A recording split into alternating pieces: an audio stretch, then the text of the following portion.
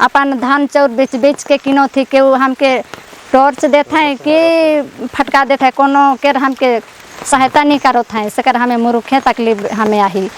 ये आदिवासी क्षेत्र में विशेषकर हाथी प्रभावित क्षेत्र में हम लोग के क्षेत्र में बिजली भी नहीं है। अगर बिजली सरकार नहीं दे रही है तो कम से कम सोलर सिस्टम का तो व्यवस्था करना चाहिए। मुआवजे देते हैं तो बीच चोर चमार की तरह देते हैं।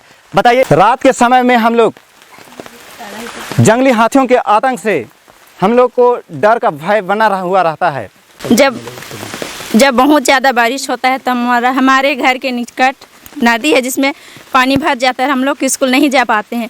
बरसात के दिनों में हमारे बच्चे एक सप्ताह भी स्कूल नहीं जा पाते हैं। देख ही रहे होंगे पूरा जंगल ही जंगल भरा हुआ है, लेकिन आज तक वन विभाग ने कोई ऐसा कदम नहीं उठाया है कि ये हाथियों को किस तरह से रोका जाए और यहाँ से हटाया जाए। जब पढ़ने बैठते हैं तो जंगली हाथियों के डर से पढ़ने का मन भी नहीं लगता है और हम लोग अच्छी तरह से पढ़ नहीं सकते हैं। ना हो रही है जो जंगली हाथियों के द्वारा से कुचला जा रहा है, इसको जल्द से जल्द रोकने का पहल किया जाए, रोकने का काम किया जाए। आज हम लोग ग्रामीण क्षेत्र के पढ़े लिखे युवा भी बेरोजगार क्यों हैं? क्योंकि हमारे पास नौकरी लेने के लिए पैसा नहीं है। हाथियों के द्वारा से अटैक करने से बचाव के लिए हम लोग अपना रक्षा करने के लिए हम खुद मेहनत करते हैं, तब जाके हम लोग बचते हैं।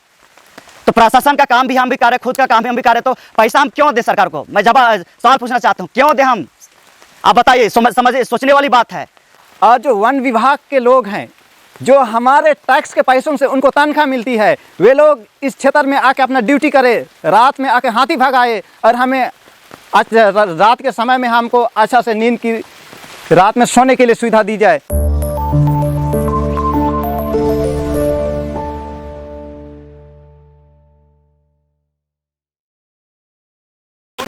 दीदी, आप लोग इस गांव में रहते हैं और हम देख पा रहे हैं कि ये गांव बहुत ही पेड़ पौधों जंगलों से घिरा हुआ है। तो आप लोग कैसे रहते हैं जब ऐसे जंगली जानवरों का सामना करना पड़ता है? तो कैसे बच के निकलते हैं, कैसे उनको भगाते हैं और क्या प्रशासन की तरफ से सहायता मिलती है, थोड़ा बताइए। हमें मुरुख तकलीफ बिताई थी, कितना हमें हाथी के चलते परेशान ही छुआ पुता मन के हों कितना मुश्किल से बचा थी।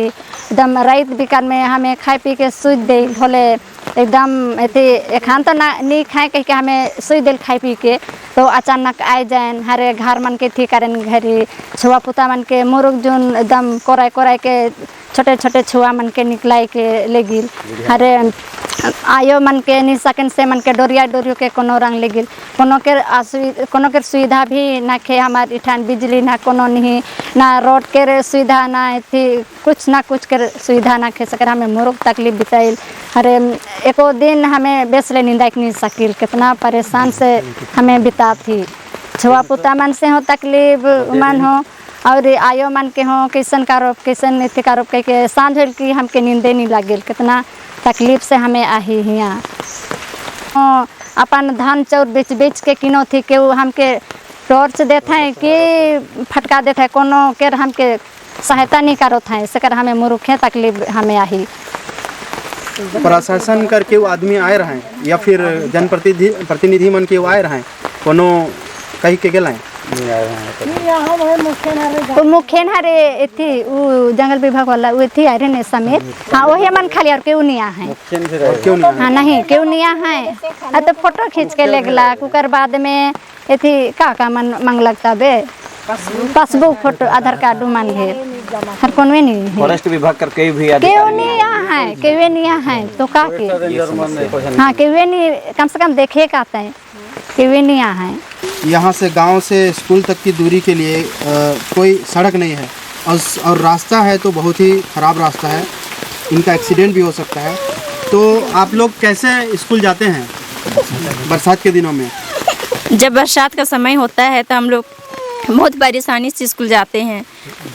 जब बहुत ज़्यादा बारिश होता है तो हमारे घर के निकट नदी है जिसमें पानी भर जाता है, हम लोग स्कूल नहीं जा पाते हैं। पानी जब तक ख़त्म नहीं होता है तब तक हम लोग 1 सप्ताह हो या 2 सप्ताह हम लोग स्कूल नहीं जा पाते हैं, इसलिए हम लोग को सड़क की व्यवस्था होनी चाहिए। मेरा नाम अर्चना डुंगडुंग है। हम 10वीं क्लास में हूँ मैं। टैंसेर स्कूल जाती हूँ और जब पढ़ने बैठते हैं तो जंगली हाथियों के डर से पढ़ने का मन भी नहीं लगता है और हम लोग अच्छी तरह से पढ़ नहीं सकते हैं। और जब अभी बरसात का मौसम है, हम लोग के गांव के निकट ही नदियां हैं और हम लोग स्कूल जाने में दिक्कत होता है और हम लोग दूसरे गांव में साइकिल छोड़ते हैं और ज़्यादा पानी आता है तो स्कूल नहीं जाते हैं। 2-3 सप्ताह एब्सेंट हो जाता है और हम लोग पढ़ाई करने अच्छी तरह से नहीं सकते हैं। तो विपिन भाई, ये आपका घर है और क्या कुछ घटनाएं हुई है आपके मुंह से ही हम सुनना चाहेंगे। सबसे पहले मैं आपके चैनल को मैं जोहार कहना चाहूँगा और आपने इस बरसात के सीज़न में हमारे समस्याओं को लोगों तक पहुंचाने के लिए आए हुए हैं, इसके लिए मैं बहुत बहुत धन्यवाद देना चाहूँगा। हमारे इस टैंसेर पूर्वी पंचायत में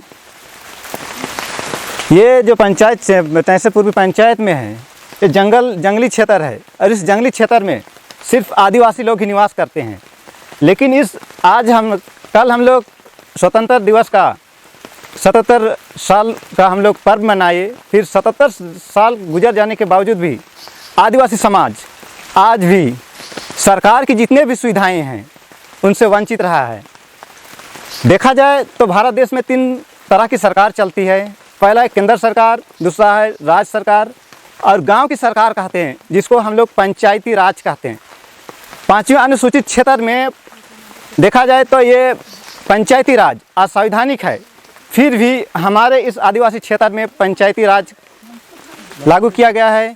लेकिन पंचायती राज के रहते हुए भी जो मुखिया का विशेष काम है, कर्तव्य है या जिम्मेदारी है, जो अनुच्छेद 243(6) के तहत या 11वीं अनुसूची में लिस्टेड 29 सब्जेक्ट है, ये हमारे आदिवासी क्षेत्रों में आज भी सरकार देने का काम नहीं कर रही है।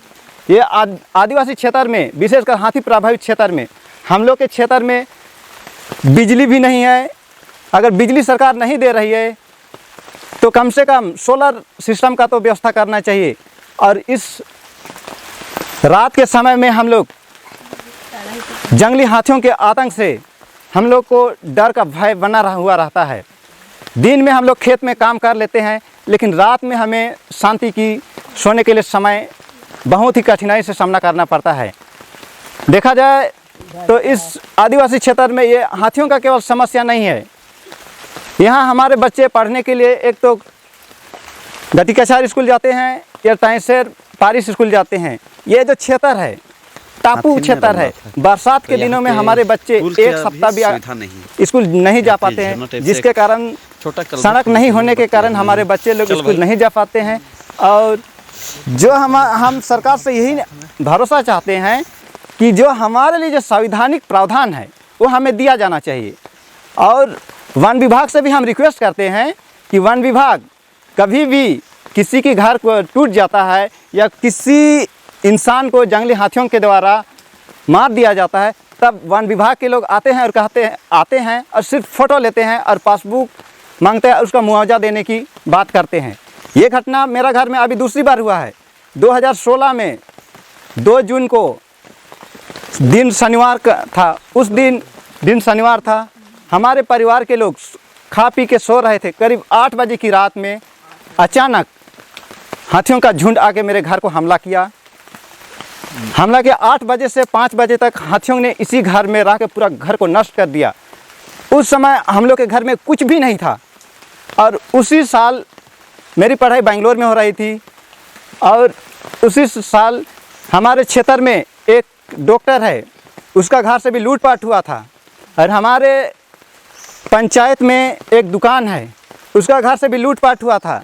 तो हम लोग को एक डर पैदा हुआ था। तो हमारे पास जो मेरी पढ़ाई के लिए मेरी माँ ने 45,000 रुपया रखी थी, तो चोर आते हैं तो किसी का बक्सा को खोल के देखते हैं और चोरी करके ले जाते हैं। तो मेरी माँ डर के कारण पैसा को 45,000 को धन में रखी थी, वो 45,000 को भी हाथियों ने खा लिया और हमारे घर को पूरा बर्बाद कर दिया।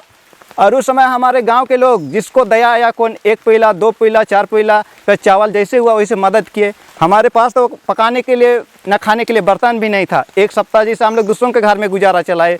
फिर हमारा घर भी नहीं था, फिर हम लोग परदेश गए, खेत को बंधा किए, फिर घर बनाए। फिर ये दूसरा बार हमला है।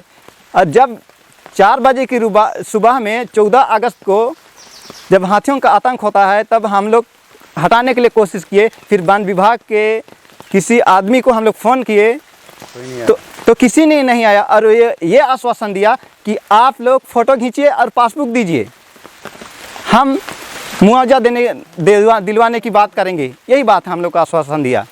और बाकी सब बात मेरे घर वाले लोग हैं, वो लोग भी अपने बात को रखेंगे। वे लोग दिन और रात को कैसे गुजारते हैं इस जंगली क्षेत्र में, इसको बताएंगे। धन्यवाद। दोस्तों, ये घर की मालकिन यही हैं, माँ, जिनको आप स्क्रीन में देख रहे हैं। तो हम इनसे पूछेंगे कि ये उस वक्त क्या कर रही थी और जब ऐसे जंगली जानवरों का अटैक होता है तो इनको उस परिस्थिति से कैसे निकलते हैं। आगे वो पहली बेर कह रहे ने से खान तो नहीं जाए रहे, अचानक कह गला तो मेरे बेटा लुगा मन से एरियात रहे। वही दिन बिहाने जाए के लगे। उसके बाद में मोर नाती कहला कि का कांदो थे, मामू कहला खान भालू जन रही चुपचाप नींदा कहली माँ बेटा कहले तो छवा मोर लुगा मन के सेरियाते मैं तो झेपिया गलो। तब तो उन्हें धंसा लग बड़ बेटा मन रहन से बाटे धंसा लग। उकर बाद में तो उठा धंसा थे कहला खारे आधा मन भाई दिला उन्हें। तो मोर आदमी रहे वो काटी कौन ईसान घूमे रहता खलू के कोनो कह रहा था कि का तक से मैं तो नहीं जानो था। वो कोनो आगे चल गला। उकर बाद में 6 जन हमें घरे रह गली। पहले तो हाले यही से खन हिने हुने मोर बेटी और बेटा मन एकदम बेड हिया एथी 6 मन के भीतर था। उन्हें भीत के धंसा ही ना एथी कर उन्हें कहली कल हिने हुने चालो थी। उकर बाद में देख लेली हिने हुने तले यदि खिड़की रहे पहले नाती देवल नहीं रहे वही के आगे आगे ओदे छुआ पुता मन के निकलाली ताली बुढ़िया हमारा आयो के निकलाली एकदम मैं हिने लिसन तो तुलंग लो खाने मोर बेटा को हिने घींचलक। ताले सब दुयो भाई बहन अपन छुआ के कोरल भाग दिला मोर साइज के हिने घींचते लगे पेट नजर टूट रहे तो बेगर बाती करे रहे रंग पानी आए रहे घींचते हाँ अंधेरिया रहते रहे लेके घींचते ले गलो टोली बाटे पहुँचा ली। ताले अबरी तो जानबे नहीं कर लिए 12 बजे रात के सुत रही से कर। ताले खैर हिने अलबेस करके घींचला से खन गोतिया बाबू को जानला खन आंधा धुंध उठलाई। ताले मोके उठियो कहा थे मियाँ गो ताले बेटा हार के घींचते उठाला तो मच्छरदानी में तो उन्हें फंसाई जाए रहे। ताले निकल अपने मन उन्हें भाई दिला काका हर मन बाटे तो मैं बड़ बेटा मन दूरा के घुरा लाखन बात के उन्हें ढुक दिला। अब मैं तो नहीं देखो मैं कहाँ जामू कहाँ थकन बहुरी आगो दे मोबाइल के टॉर्च बांध एथी इंता दिलखन कोनो रंग दे हिने घूमेर की माने घर बाटे ढुक दी दिन नाले कहार के संजनो दिन वही और मोर जन पाकली बहुत थी मैं तो दिन के छुए ही रह गेलो। एखन रहे के लागे न बड़ा डर लागो थे भांग घर में छुआ मोर मन तो नहीं रहब का होता है ताले सो माई छुआ सुतली खाने रहला। सोलर बाती मान जो मांगे चाहिए थे बाबू बिजली मान लाइनों ना थे। अच्छा विपिन भाई, सरकार मुआवजा देने की बात करती है और आदिवासी क्षेत्र में तो आदिवासियों के लिए विशेष फंड का भी प्रावधान है। तो क्या कितना ये आप लोगों को मिलता है? देखिए, संविधान में ऐसे बहुत से प्रावधान है जैसे आदिवासी के लिए विकास के लिए जो 5वीं अनुसूची को प्रशासन करने के लिए जो अनुच्छेद 275(1) के लिए 5वीं अनुसूची और 6वीं अनुसूची में जो ट्राइबल विकास के लिए जो केंद्र सरकार से विशेष फंड आता है वो फंड को बीच में बैठे बंदर लोग बांट के खा देते हैं। अगर देश के 77 साल आज़ाद होने के बावजूद अगर सही से उस पैसा का उपयोग किया हुआ होता तो आज ये आदिवासी समाज अंधेरा में नहीं गुजरता। आज आदिवासी समाज हर तरह के संकट से जूझ रहा है। हमारे इस क्षेत्र में बच्चे हैं, वे लोग स्कूल जाने के लिए भी उनके अपने ही कमा के वे लोग स्कूल जाके अपना किताब कॉपी का व्यवस्था कर रहे हैं। दूसरी बात, ये क्षेत्र में हम लोग हाथी प्रभावित क्षेत्र में हैं। हमारे लिए हाथियों से बचने के लिए यहाँ के ग्रामीण लोग किसी की मजदूरी करके बम पटाखे, टॉर्च या तो जूट का बोरी हो या मिट्टी तेल हाथी भगाने के लिए जितना भी सामग्रियाँ हैं उसको खुद व्यवस्था कर रहे हैं। सरकार न वन विभाग से कुछ भी हम लोग को नहीं मिल रही है। आनंद भाई, हम आपसे यही सवाल करना चाहेंगे कि हमारा जो आदिवासी समाज है ऐसे ही क्षेत्रों में निवास करते हैं जी जी, जो जंगल झाड़ नदी नाला विशेषकर जंगलों में हमारा आदिवासी समाज हम निवास करते हैं। तो आज आज़ादी का हम 77 साल गिरा मनाए हैं। जी जी, 77 साल हो गया हमारा आज़ादी को। तो आज आप आदिवासी समाज को, हमारे समाज को बोलिए किस स्थान पे खड़ा हुआ देखते हैं? आपका नज़रिया हम जानना चाहते हैं। जी बिल्कुल सही क्वेश्चन आपने पूछा है। जैसे कि हम सब ने पूरे देश से, भारत के देशवासियों ने 77वां आज़ादी दिवस मनाया, लेकिन आज भी आदिवासी समाज आज़ाद का एक चिन्ह भी नहीं दिख रहे हैं। इसलिए मैं ये बात बोल रहा हूँ क्योंकि आज भी आदिवासी समाज जंगल झाड़ में रह के बहुत सारे मुसीबतों का सामना कर रहे हैं। जैसे कि यहाँ पर रोड भी नहीं है, पुल सब भी नहीं है, बिजली का भी नहीं है। अभी भी आप देखिए, घर में जाके देखिएगा कि अभी भी डिबरी बाती जला के जो है अपना जीवन यापन कर रहे हैं। और ये क्षेत्र जो है, आप लोग यहाँ पर आए हुए हैं, ये क्षेत्र जो है पूरे का पूरे हाथियों का ग्रसित क्षेत्र है। आप देख ही रहे होंगे, पूरा जंगल ही जंगल भरा हुआ है। लेकिन आज तक वन विभाग ने कोई ऐसा कदम नहीं उठाया है कि ये हाथियों को किस तरह से रोका जाए और यहाँ से हटाया जाए। सिर्फ और सिर्फ करता है तो किसी के कहने पर करता है, तो आते हैं यहाँ पर फोटो सेशन करते हैं, उनके बाद मुआवजा देने का काम करते हैं। मतलब हम लोग को गौरव छेकड़ी समझाएं क्या? गौरव छेकड़ी समझाएं क्या कि कोई आदमी मार जाए तो हम लोग उसको उसके नाम पर मुआवजे देते हैं, तो फिर चोर चमार की तरह देते हैं।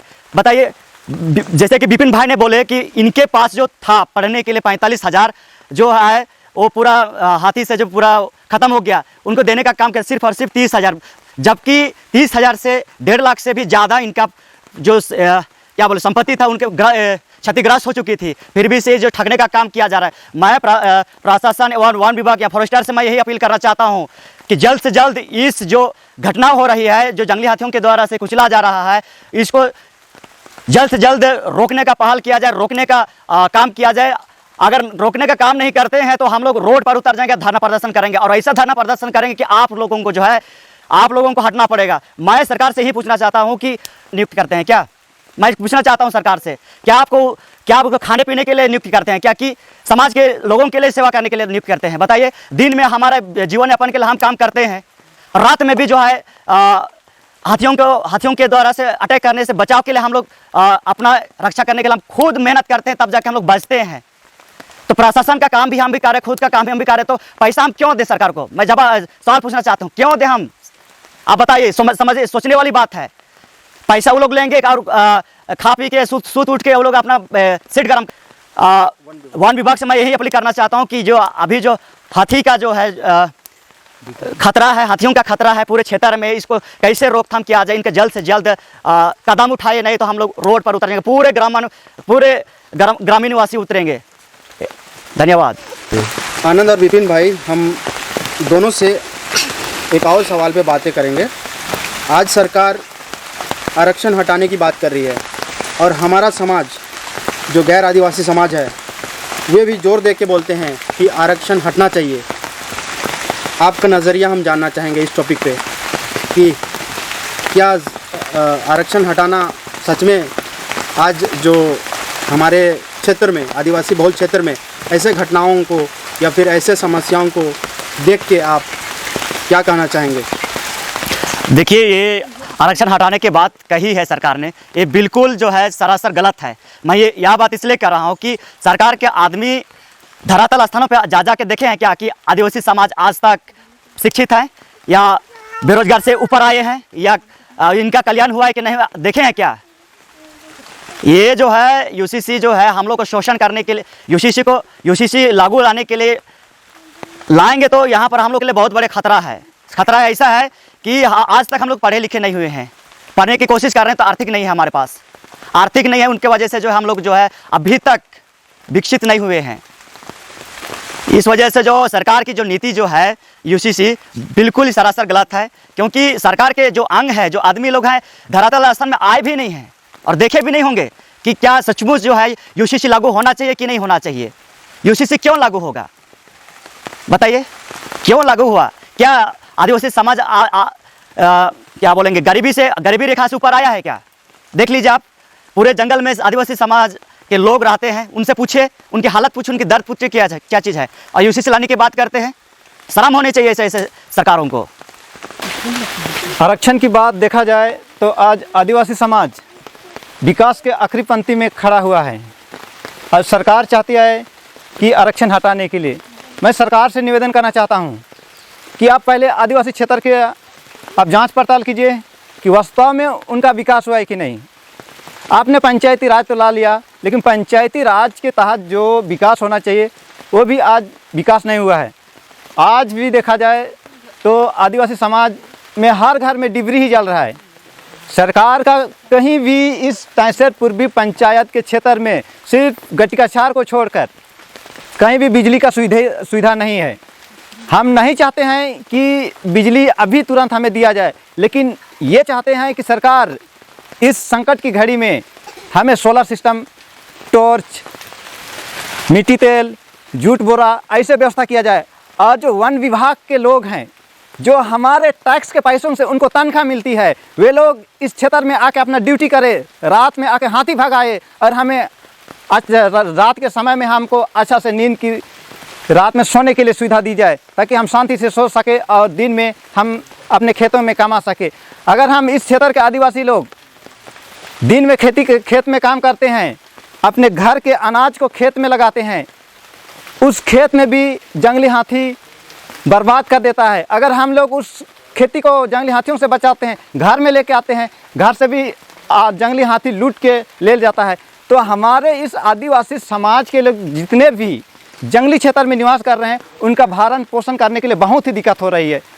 और सरकार आरक्षण को देखते हुए अगर हटाना चाहती है तो पहले मैं सरकार से कहना चाहता हूं कि आप आदिवासी क्षेत्र के जंगली क्षेत्र में आइए, वास्तव में विकास हुआ है कि नहीं आप पहले देखिए, इसके बाद आप आरक्षण हटाना है कि नहीं हटाना है उसकी बात कीजिए। और आरक्षण का लाभ वही लोग ले रहे हैं जिसका बाप नौकरी कर रहा है, उसका बेटा नौकरी कर, जिसके पास पैसा है वही नहीं कर रहा है। आज हम लोग ग्रामीण क्षेत्र के पढ़े लिखे युवा भी बेरोजगार क्यों हैं? क्योंकि हमारे पास नौकरी लेने के लिए पैसा नहीं है। सरकार अगर चाहती है तो हमारे लेवल को ऊंचा करना चाहती है, तो ये आदिवासी का जो आरक्षण है, नौकरी में आरक्षण है या पंचायती में आरक्षण है या जितने भी संवैधानिक जो हमारे लिए प्रावधान है, वो ग्रामीण क्षेत्र में देने के काम करे। हम बस यही कहना चाहते हैं।